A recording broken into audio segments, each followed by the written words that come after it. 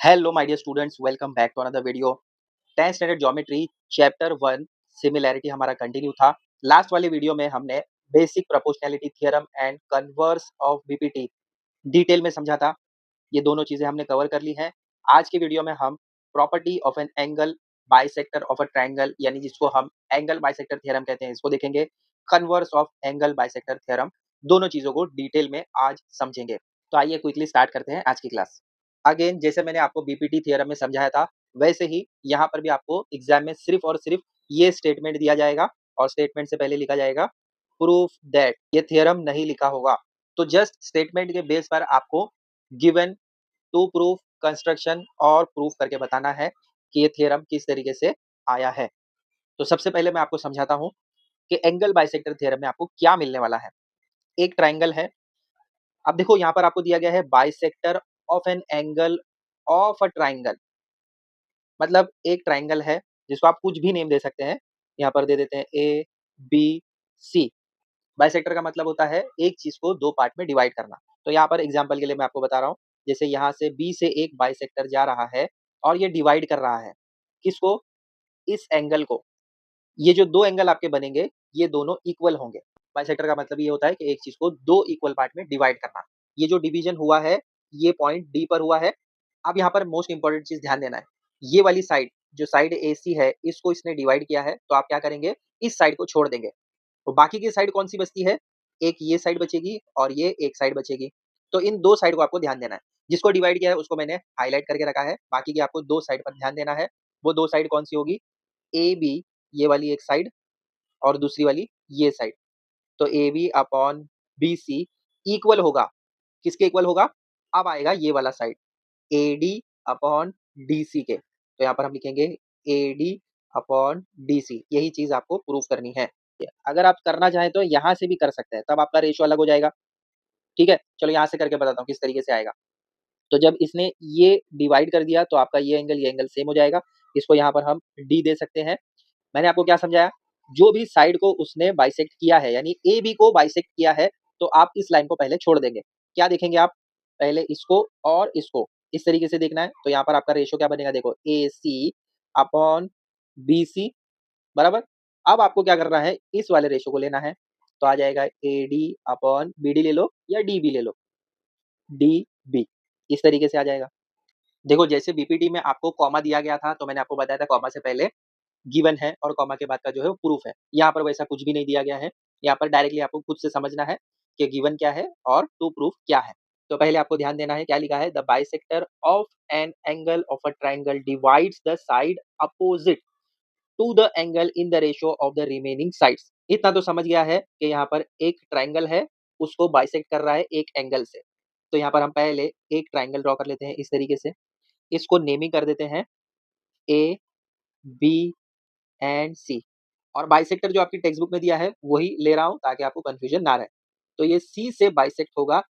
तो एक लाइन इस तरीके से हमने ड्रॉ कर ली। यहाँ पर आ जाएगा ये जो साइड पर इसने किया है, वहां पर भी एक पॉइंट बनेगा, तो उसको हम ई कर देते हैं। ये रहेगा इक्वल, बराबर ना। दो इक्वल पार्ट में उसको डिवाइड किया है। ये जो मैंने हाईलाइट किया है ये गिवन पार्ट है। गिवन में क्या आएगा, देखो in triangle A B C, एक ट्रायंगल ए बी सी है जिसका बाइसेक्टर है सी। तो यहाँ पर लिखेंगे bisector of angle C intersect segment A B in the point E. एक ट्रायंगल ए बी सी है जिसमें एंगल सी पर एक बाइसेक्टर आ रहा है जो डिवाइड कर रहा है ट्राइंगल के अपोजिट साइड को। अपोजिट साइड ए बी है उसको उसने डिवाइड किया है बाइसेक्टर ने। कहां पर डिवाइड किया है, पॉइंट ई पर। तो यहां तक आपका हो गया गिवन। अब आगे ध्यान दो, ये जो दिया गया है इन the ratio of the remaining side, यही है आपका टू प्रूफ। तो यहाँ पर आपका क्या आ जाएगा, रेशियो क्या आएगा बताओ। इसने डिवाइड किया है तो ए ई अपॉन ई बी, देखो यहाँ पर ये वाला और ये वाला रेशियो इक्वल होगा किसके, ए सी अपॉन सी बी के, या सी ए अपॉन सी बी लिखो तो भी चलेगा। जो टेक्स्ट बुक में आपके दिया है चलो वही लिख दो, तो आपको कंफ्यूजन ना रहे, सी ए अपॉन सी बी। यहाँ तक हो गया आपका प्रूफ। अब इसके बाद आता है कंस्ट्रक्शन। तो कंस्ट्रक्शन में हम क्या करेंगे, एक लाइन हम इस तरीके से यहाँ पर ड्रॉ करेंगे, ठीक है, जो पैरेलल होगा लाइन सीई का, या रे सीई लिखो तो भी चलेगा। तो ये इस तरीके से आपको पैरेलल लाइन मिल जाएगा। उसके बाद आपको क्या करना है, ये जो लाइन AC है, इसको आपको इस तरीके से एक्सटेंड करना है, कहाँ तक? जहाँ तक ये लाइन B जा रही है। जैसे ये देखो, यहाँ पर ऐसे आएगा, तो ये जो लाइन B जा रही है, ये इस तरीके से इंटरसेक्ट होना चाहिए। तो आइए पूरा कंस्ट्रक्शन करके मैं आपको बताता हूँ किस तरीके से आएगा। पहले हम ड्रॉ करेंगे एक लाइन B से, इस तरीके से, जो पैरेलल होना चाहिए CE का। तो ये लाइन CE ऐसी है, जो लाइन हम B से बनाएँगे वो लाइन ऐसी होगी, तो ये दोनों लाइन पैरेलल हो जाएगी। फिर सेकंड चीज़ हमें क्या करनी है, एक लाइन AC से जो ये जा रही है, इसको ही एक्सटेंड करना है कहाँ तक? जो B से लाइन आई है, उसको इंटरसेक्ट होना चाहिए वहाँ तक। तो ये इस तरीके से हो जाएगी, बराबर? इसको हम नेम दे देंगे D। यहाँ पर लिखेंगे ड्रॉ अ लाइन, एक लाइन हमें ड्रॉ करनी है, जो पैरेलल होना चाहिए। ड्रॉ लाइन पैरेलल टू रे CE से पैरेलल होना चाहिए। और वो लाइन कहाँ से पास होना चाहिए? Passing through the point B। वो लाइन B से ही निकलना चाहिए। यहाँ आगे से या पहले से नहीं होना चाहिए। वो लाइन B से ही निकलना चाहिए और वो लाइन पैरेलल होना चाहिए CE से। ठीक है? ये दोनों लाइन आपको पैरेलल मिलना चाहिए। नेक्स्ट पार्ट में आपको क्या करना है, ये जो लाइन AC है या साइड AC कह लो, इसको आपको एक्सटेंड करना है इतना कि जो लाइन B से आई है वो उसको इंटरसेक्ट कर ले। तो यहाँ पर हम लिखेंगे extend AC so as to, कितना एक्सटेंड करना है ताकि वो इंटरसेक्ट कर ले, इंटरसेक्ट एट पॉइंट डी, मतलब वो डी तक जो लाइन गई है बी से, उसको वो यहाँ पर इंटरसेक्ट कर ले। यहाँ तक समझ गया कंस्ट्रक्शन। अब आता है प्रूफ वाला पार्ट। अब ये प्रूफ स्टार्ट करने से पहले मैं आपको बता देता हूँ, जो भी हमने पहले चीजें सीखी हैं उन चीजों को यूज करना है और इसको प्रूफ करना है। एंगल बाइसेक्टर थ्योरम को समझने के लिए आपको transversal, corresponding angles, alternate angle, इसके बारे में पता होना चाहिए। अगर नहीं पता है तो टेंशन मत लो, 8th स्टैंडर्ड का chapter number 2 parallel lines and transversals एक बार स्टार्टिंग में ही दिया गया है, उसको रीड कर लो। ट्रांसवर्सल क्या है, ट्रांसवर्सल आपको पता होगा, नहीं पता है तो मैं आपको बता दूंगा। कॉरस्पॉन्डिंग एंगल क्या होता है और अल्टरनेट एंगल क्या होता है, बहुत ईजी है, नहीं पता है तो भी बता देता हूँ। अब प्रूफ में देखो आपको क्या करना है, ये तो हमने लिख दिया है कि CE पैरेलल है BD के, बराबर ना? देखो ये दो लाइन ऐसे पैरेलल है और अप साइड में ये जो AD जा रहा है, इसको हम ट्रांसवर्सल लेंगे। ट्रांसवर्सल आपको पता है, कोई भी दो पैरेलल लाइन को क्रॉस करने वाला, उसको हम कहते हैं ट्रांसवर्सल। सिंपल भाषा में जो आपको समझ आए वो मैं आपको बता रहा हूँ। तो लिख देते हैं पहले, रे CE पैरेलल है रे BD के, ये हमने ऑलरेडी कंस्ट्रक्शन में लिख दिया है कि CE पैरेलल है BD के, और ये जो AD जा रहा है ये ट्रांसवर्सल है, ये हम अब लिख रहे हैं। तो यहाँ पर हम लिखेंगे and AD is transversal. So therefore जब भी आप इस तरीके से ट्रांसवर्सल देखते हैं तो उसमें आपको करस्पॉन्डिंग एंगल देखने को मिलता है। करस्पॉन्डिंग एंगल अब कौन कौन से होंगे उस पर ध्यान देना है। एंगल ACE, इसको हाईलाइट कर देता हूँ, ACE ये वाला जो एंगल है, एंड एंगल CDB, CDB, यहाँ पर आपको दो करस्पॉन्डिंग एंगल दिख रहे होंगे, एक ये वाला और एक ये वाला। देखो यहाँ पर C एक एंगल बना रहा है और यहाँ पर D एक एंगल बना रहा है। तो ये जो एंगल C है और ये जो एंगल D है, ये दोनों करस्पॉन्डिंग एंगल है। कैसे पता चला? क्योंकि हमें पता है कि ये AD जो है वो ट्रांसवर्सल है, और ट्रांसवर्सल क्या होता है? ट्रांसवर्सल वो होता है जो दो लाइन को इंटरसेक्ट करता है दो अलग-अलग डिस्टिंक्ट पॉइंट पर, उसको हम ट्रांसवर्सल कहते हैं। और करस्पॉन्डिंग एंगल में क्या होता है? ट्रांसवर्सल आर्म से pair of angle same direction में मिलते हैं और उसका जो अदर आर्म होता है वो सेम साइड पर होता है। ये एंगल C और एंगल D सेम डायरेक्शन पर है और सेम आर्म पर है, तो इसको हम कह सकते हैं कि ये दोनों angle C and angle D corresponding angle हैं। तो यहाँ पर हम रीजन लिख देंगे करस्पॉन्डिंग एंगल्स। और डिटेल समझना है तो ये स्टैंडर्ड का चैप्टर 2 देख लो। ये हो गया आपका इक्वेशन नंबर 1। अब देखो स्टार्ट में हमने क्या किया, ये AD को ट्रांसवर्सल लिया, बराबर। अब हम क्या करते हैं, ये जो BC दिया गया है इसको ट्रांसवर्सल लेते हैं। तो यहाँ पर हम लिखेंगे now taking BC as transversal. जब आप BC को ट्रांसवर्सल लोगे तो यहाँ पर आपको अल्टरनेट एंगल देखने को मिलेंगे। अल्टरनेट एंगल क्या होते हैं? जो पेयर ऑफ एंगल आपको मिलते हैं ऑपोजिट साइड ऑफ ट्रांसवर्सल के, उसको हम कहते हैं अल्टरनेट एंगल। अब यहाँ पर अगर आप ध्यान देते हो तो ये जो एंगल C है और ये जो एंगल B है, ये आपका रहेगा अल्टरनेट एंगल। क्यों? देखो ट्रांसवर्सल आपका है BC, ठीक है, इसके अल्टरनेट में, मतलब एक यहाँ पर मिल रहा है तो एक यहाँ पर मिल रहा है, अल्टरनेट हो गया, दोनों अलग अलग साइड पर है, ऑपोजिट साइड पर है, और वो ट्रांसवर्सल के ही साइड होना चाहिए, मतलब ट्रांसवर्सल बीच में है, तो एक आ रहा है लेफ्ट हैंड साइड, तो दूसरा आ रहा है राइट हैंड साइड, और दोनों अपोजिट साइड में है, इसीलिए हम इसको अल्टरनेट एंगल कहते हैं। तो यहाँ पर हम क्या लिखेंगे अब, एंगल ईसीबी, समझ में आया इसीलिए अलग कलर ले रहा हूँ। एंगल ईसीबी, ये एक एंगल लिया है हमने, और दूसरा एंगल सीबीडी। तो एक एंगल यहाँ बनेगा और एक एंगल यहाँ बनेगा। यहाँ पर आप लिखेंगे angle ECB is equal to angle CBD. ये आपका बन जाता है अल्टरनेट एंगल, जो मैंने अभी आपको समझाया, और ये आपका बन जाएगा इक्वेशन नंबर 2। बट यहाँ पर आपको एक चीज जो गिवन में दी गई है, क्या दिया है, एंगल ए सी ई जो है वो कॉन्ग्रुएंट है किसके, एंगल ई सी बी के। ये चीज आपको गिवन में दी गई है, और ये आपका बन जाएगा इक्वेशन नंबर 3। अब ये गिवन में कैसे दिया गया है, आइए वो समझते हैं।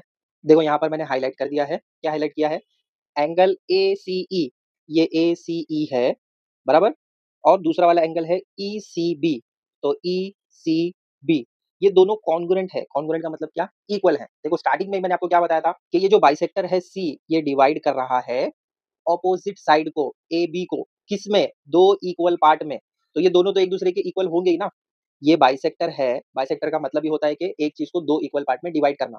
तो ये और ये इक्वल होगा, तो वही यहाँ पर आपने लिखा है कि ये जो लेफ्ट हैंड साइड है और ये जो राइट हैंड साइड है वो दोनों एक दूसरे के बराबर हैं। कॉन्ग्रुएंट का मतलब क्या, एक जैसे हैं। तो यही चीज आपको गिवन में दी गई थी। अब जैसे मैंने आपको बताया कि ये दोनों एक दूसरे के कॉन्ग्रुएंट हैं बराबर, वैसे ही हमें यहाँ पर एक और चीज देखनी है। कौन कौन सा एंगल देखना है, एंगल सी बी डी, ये वाला एंगल जो यहाँ पर आपको मिल रहा है, और सेकेंड वाला एंगल कौन सा, सी डी बी, ये वाला एंगल। ठीक है, ये दोनों एक दूसरे के कॉन्ग्रुएंट हैं। ये हमें कैसे पता चला, फ्रॉम 1 2 एंड 3। अब एक इंटरेस्टिंग चीज देखो, यहाँ पर एंगल ए सी ई किसके बराबर है, एंगल सी डी बी के। वैसे ही एंगल ई सी बी किसके बराबर है, एंगल सी बी डी के। मतलब इसका राइट हैंड साइड अगर आप देखते हो तो वो यहाँ पर है, और इसका राइट हैंड साइड देखते हो तो वो यहाँ पर है, दोनों एक दूसरे के कॉन्ग्रुएंट है। और ये जो लेफ्ट हैंड साइड यहाँ पर और यहाँ पर है इक्वेशन 1 एंड 2 में, वो दोनों यहाँ पर है और बीच में है कॉन्ग्रुएंट साइन। जैसे ये एंगल और ये एंगल दोनों एक दूसरे के कॉन्ग्रुएंट है, वैसे ही ये एंगल और ये एंगल एक दूसरे के कॉन्ग्रुएंट है। तो वही चीजें यहाँ पर हमने लिखी है और रीजन लिखा है फ्रॉम 1 2 एंड 3। चलिए आगे लिखते हैं हम, इन ट्रायंगल CBD। अब यहाँ पर हम ट्रायंगल लिख रहे हैं, एंगल नहीं लिख रहे हैं। In triangle CBD side CB congruent है किसके, साइड CD के। तो ट्रायंगल देखना है CBD, तो ये जो CB है वो किसके बराबर है, CD के बराबर है। तो यहाँ पर रीजन लिखेंगे, side opposite to congruent angle, so therefore CB is equal to CD। अब जो हमने कंस्ट्रक्शन में लिखा था वो लिखेंगे, now in triangle ABD segment EC parallel है सेगमेंट BD के। ये चीजें हमने कंस्ट्रक्शन में भी लिखी है। अब इसके बाद बेसिक प्रोपोर्शनैलिटी थ्योरम को अप्लाई करेंगे, जिसके हिसाब से आपको जो रेशो मिलना चाहिए वो होगा AE upon EB is equal to AC upon CD। और यहाँ पर हम रीजन लिखेंगे, बेसिक प्रोपोर्शनैलिटी थ्योरम, और ये आपका बन जाएगा इक्वेशन नंबर 5। देखो इस वाले डायग्राम पर अगर हम बीपीटी अप्लाई करें तो क्या मिलेगा आपको, यहाँ पर A E upon E B, तो रफ में बता रहा हूँ, A E upon E B is equal to, अब दूसरा साइड देखो यहाँ पर है, ये साइड है दूसरा, तो क्या रेशो बनेगा, ए सी अपॉन में सी डी बराबर। प्रूफ हमें करना है A E upon E B is equal to A C upon C B, मतलब ये जो डाउन में सी डी है, ये CD हमें नहीं चाहिए, जो बीपीटी में मिलता है वो नहीं चाहिए। हमें कौन सा साइड चाहिए, हमें साइड चाहिए CB, बराबर ना। यही तो हमारा एंगल बाइसेक्टर थ्योरम कहता है कि ये जो दो रहेंगे रेशो वो इक्वल रहेंगे किसके, जो दो अपोजिट साइड है AC अपॉन CB के। तो यहाँ डाउन में देखो CB है, यहाँ डाउन में है CD, तो इस CD की जगह हमें CB चाहिए। तो इक्वेशन नंबर 4 अगर आप यहाँ पर ध्यान देते हो, CB किसके बराबर है, CD के बराबर है। तो यहाँ डाउन में अगर CD दिया है उसको हटाकर मैं CB लिख सकता हूँ, क्योंकि दोनों एक दूसरे के इक्वल हैं, तो मेरा प्रूफ हो जाएगा थ्योरम। सो देयरफॉर यहाँ पर मैं लिख सकता हूँ AE अपॉन इक्वल है किसके, AC अपॉन CB के। और यहाँ पर रीजन में मैं लिखूंगा इक्वेशन नंबर 4 जो कि बहुत इंपॉर्टेंट है, और इक्वेशन नंबर 5। इन दोनों इक्वेशन को देखते हुए मेरा एंगल बाइसेक्टर थ्योरम प्रूफ हो जाएगा। समझा? टेक्स्ट बुक में जो दिया गया है सेम टू सेम वैसे ही समझाया है, कुछ भी इसमें अलग नहीं है। बीपीटी थ्योरम में थोड़ा हमने हाइट अपॉन हाइट कंसीडर करके बताया था, बट यहाँ पर कुछ भी अलग नहीं किया है। सेम टू सेम जैसा टेक्स्ट बुक में दिया है वैसे ही आपको डिक्टो समझाया है। अब आइए converse of angle bisector theorem देख लेते हैं, उसमें क्या डिफरेंस है। जैसा बीपीटी और कन्वर्स ऑफ बीपीटी था, सेम टू सेम यहाँ पर भी वैसे ही है। देखो, converse of angle bisector theorem में क्या कहा जाता है कि ये जो आपको रेशो दिया गया है A B upon A C is equal to B D upon D C. अब ये कैसे आ रहा है? ये जो ए है, जो बाइसेक्टर है, इसने डिवाइड किया है बी सी को, तो रेशो किस तरीके से आएगा? ए बी अपॉन ए सी वो इक्वल होगा किसके? B D upon D C के। तो अगर आपको ये दोनों रेशो सेम आ गया तो आप क्या कह सकते हो? ये ए डी जो है ये बाइसेक्टर है। और वहीं पर अगर आपको एंगल बाइसेक्टर थ्योरम दिया जाए तो उसमें आपको क्या बताया जाता है? पहले आपको दिया जाएगा बाइसेक्टर, उससे आप इस तरीके का रेशियो निकालते हैं। कन्वर्स में क्या हो रहा है? पहले आपको ये रेशियो दिया गया है और फिर आपको प्रूव करने को कहा जा रहा है कि ये जो एडी है, यानी ये जो बाइसेक्टर है, वो एंगल बीएसी का बाइसेक्टर है या नहीं, पता लगाओ। तो इस तरीके से अपोजिट दिया जाएगा। पहले में आपको बाइसेक्टर दिया गया है, रेशियो निकालना है, और कन्वर्स में पहले रेशियो दिया गया है, उसको देखकर आपको बताना है कि बाइसेक्टर है या नहीं है। ये डिफरेंस है दोनों का। तो आज हमने angle bisector theorem and converse of angle bisector theorem दोनों समझ लिया। Converse of angle bisector theorem आपको प्रूव करने को नहीं दिया जाएगा, वहां पर जस्ट आपको इसके टाइप के क्वेश्चन आएंगे और इसको किस तरीके से अप्लाई करना है वो आपको आना चाहिए, जो प्रैक्टिस सेट 1.2 में हम देखेंगे। तो यहाँ पर वीडियो एंड करते हैं। नेक्स्ट वीडियो में हम property of three parallel lines and their transversal इसको कवर करेंगे। मिलते हैं बच्चों अगले वीडियो में बहुत जल्द। Till then take care, bye.